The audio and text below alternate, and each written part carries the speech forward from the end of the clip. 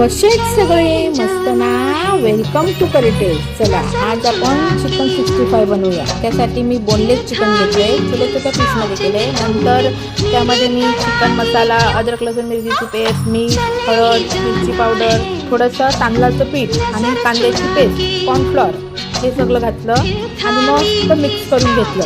घरच्या घरी असं एकदा करून बघा, खूप मस्त आणि टेस्टी बनते. एकदम इझी रेसिपी आहे, नक्की ट्राय करून बघा आणि व्हिडिओ आवडल्यास नक्की लाईक करा.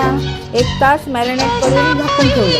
हे बघा, आता आपण तेल तापत ठेवले, त्यामध्ये 1-1 पीस करून हे सगळे चिकनचे पीस सोडायचे आणि गरमागरम तेलात मस्त तळून घ्यायचे. एकदम क्रिस्पी होईपर्यंत आलटून पलटून तळायचे.